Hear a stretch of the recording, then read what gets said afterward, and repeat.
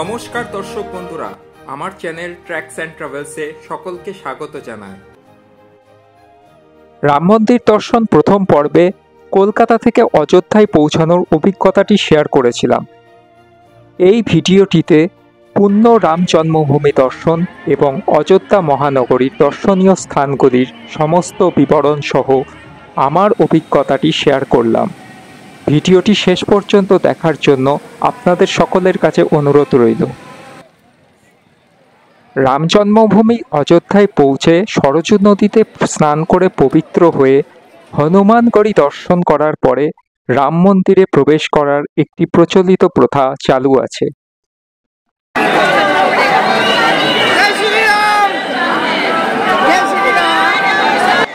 অযোধ্যা শহরের প্রাণকেন্দ্রে অবস্থিত নবনির্মিত পূর্ণ রাম জন্মভূমি মন্দিরের প্রবেশদ্বার এটি।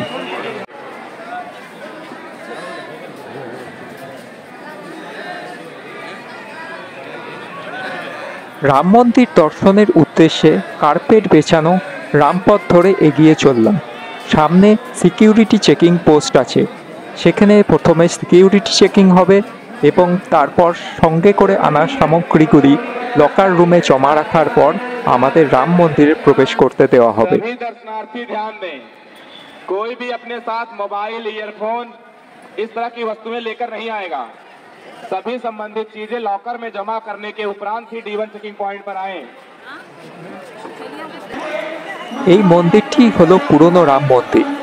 এখানে সকাল 11টা থেকে বৈকাল 3টে পর্যন্ত প্রসাদ বিতরণ হয়। দর্শনার্থীরা চাইলে এখানে এসে প্রসাদ পেতে পারেন।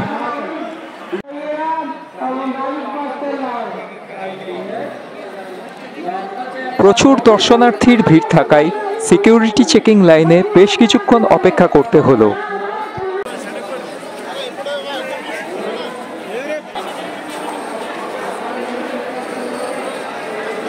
এখানে পরপর বেশ কিছু লাগেজ চেকিং কাউন্টার আছে, যেখানে লাগেজ স্ক্যানিং হবে।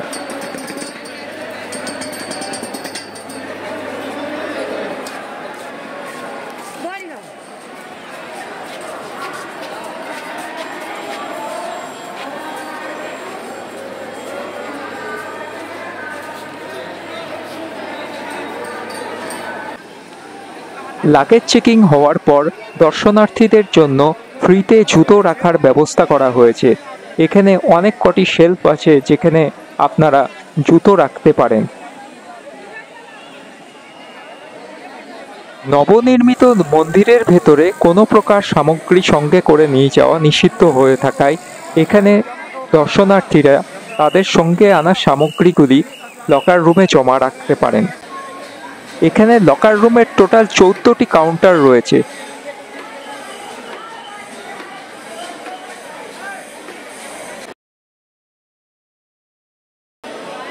রাম মন্দির প্রাঙ্গণে দর্শনার্থীদের জন্য প্রাথমিক চিকিৎসা কেন্দ্রের ব্যবস্থা রয়েছে। রাম মন্দির দর্শন শেষে লকার রুম থেকে রাখা জিনিসপত্র সংগ্রহ করে এই পথ ধরে মন্দির থেকে বেরিয়ে এলাম। মন্দির প্রাঙ্গণে সুন্দর প্রশাসনিক পরিকাঠামো থাকায় মাত্র 1.5 ঘন্টার মধ্যে আমার দর্শন সম্পন্ন হলো। রাম মন্দির দর্শনে আসা প্রত্যেক পুণ্যার্থীকে দর্শন শেষে রাম জন্মভূমি ট্রাস্টের তরফ থেকে প্রসাদ বিলি করা হয়েছে।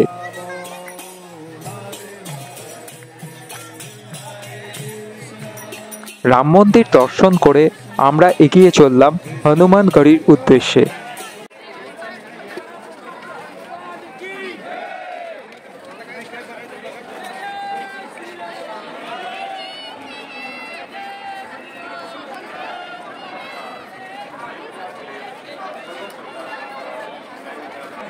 অযোধ্যায় সেরা মন্দিরগুলির মধ্যে হনুমানগড়ি হল অন্যতম।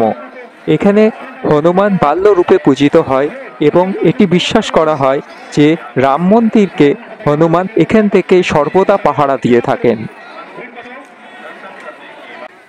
হনুমানগড়ি দর্শন করার পর ডান দিকে পথ ধরে এগিয়ে গেলেই রাজা দশরথের মহল, এবং সেটিও একটি অযোধ্যার দর্শনীয় স্থানগুলির মধ্যে অন্যতম। স্থানীয় বাসিন্দাদের বিশ্বাস মহারাজা দশরথ ত্রেতা যুগে এই প্রাসাদটির নির্মাণ করেছিলেন।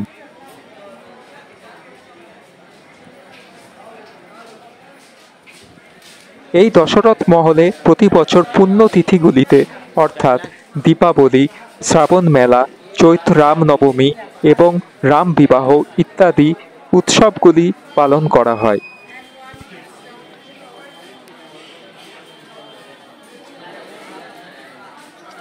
অযোধ্যার সেরা দর্শনীয় স্থানগুলির মধ্যে কনক ভবন হল অন্যতম। এটা বিশ্বাস করা হয় যে রাম ও সীতার বিবাহের পরে মাতা কৈকেয়ী সীতাকে এই প্রাসাদটি উপহার স্বরূপ দিয়েছিলেন। অর্থাৎ কনক ভবন হল রাম ও সীতার ব্যক্তিগত প্রাসাদ।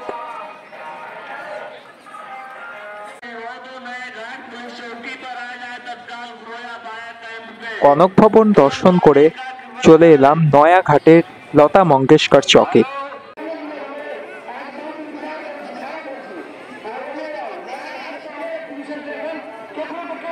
অযোধ্যা শহরটি সরযূ নদীর তীরে অবস্থিত।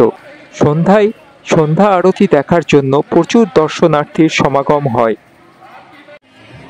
ঐতিহাসিক যুগে অযোধ্যা শহরটি সাকেতা নামে পরিচিত ছিল। সরযূ নদীর ঘাটগুলির মধ্যে অন্যতম হল রামকি প্যারি।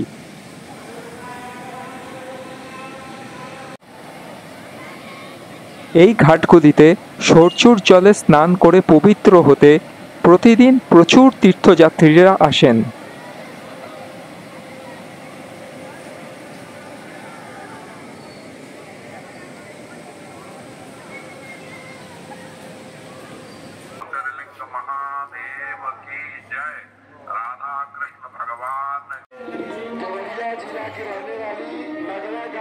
পবিত্র সরযূর তীরে সন্ধ্যা আরতি দেখতে প্রচুর দর্শনার্থীর ভিড় হয়।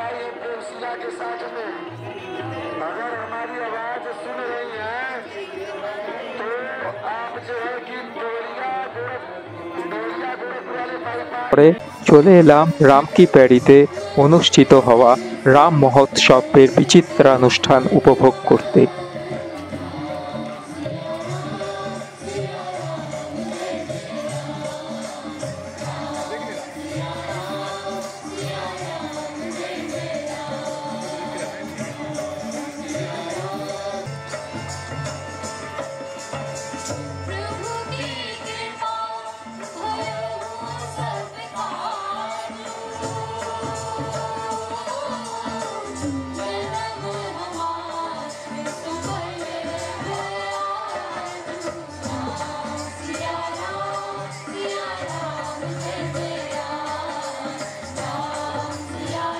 রাতে রামকি প্যারিতে আলোকসজ্জায় সজ্জিত এবং ফ্লাড লাইট একটি মহিমান্বিত ল্যান্ডস্কেপ নিয়ে আসে। রাতে রামকি প্যারিতে আলোকসজ্জা এবং ফাউন্টেন, লেজার শো এবং প্রেজেন্টেশন দেখতে প্রচুর লোকের সমাগম হয় এবং এখানে সবাই উপভোগ করতে থাকেন বিভিন্ন বিচিত্রানুষ্ঠান। প্রতি বছর দীপাবলির সময় এই ঘাটে প্রচুর দিয়া জ্বালানো হয় এবং সরযূর জলে সেই দিয়াগুলি ভাসানো হয়।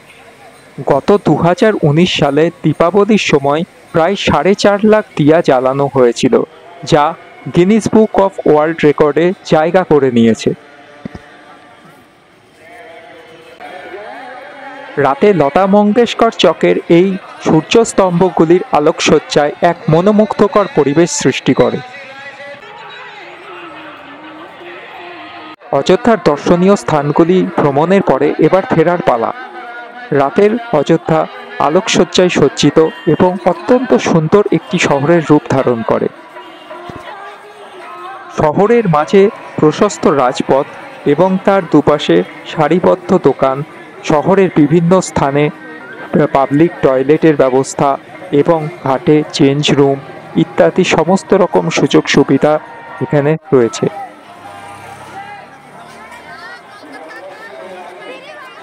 অযোধ্যা শহরের বিভিন্ন স্থানে দেশের বিভিন্ন প্রান্ত থেকে আসা পুণ্যার্থীদের জন্য সেবা প্রতিষ্ঠানগুলি বিনামূল্যে প্রসাদ বিতরণ এবং থাকার বন্দোবস্ত করেছেন। দর্শনার্থীরা চাইলে এই সকল সেবা প্রতিষ্ঠানে বিনামূল্যে ভোজন এবং থাকার বন্দোবস্ত পেতে পারেন। দর্শন শেষে স্টেশন মার্গ ধরে আমি অযোধ্যা ধাম স্টেশনের উদ্দেশ্যে রওনা হলাম। এবার এই ভ্রমণের বাজেট সম্বন্ধে কিছু কথা বলে রাখি। আপনারা যে যার সামর্থ্য অনুযায়ী রাম মন্দির দর্শন করতে আসতে পারেন। এখানে থাকার জন্য ধর্মশালা, প্রাইভেট হোটেল সব রকম ব্যবস্থাই রয়েছে। 300 টাকা থেকে শুরু করে সমস্ত রকমের ঘর এবং দামি হোটেলেরও ব্যবস্থা রয়েছে। কলকাতা থেকে অযোধ্যা রাম মন্দির দর্শন করে কলকাতায় ফিরে যাওয়া পর্যন্ত ন্যূনতম 1,500 টাকা জনপ্রতি বাজেট যথেষ্ট।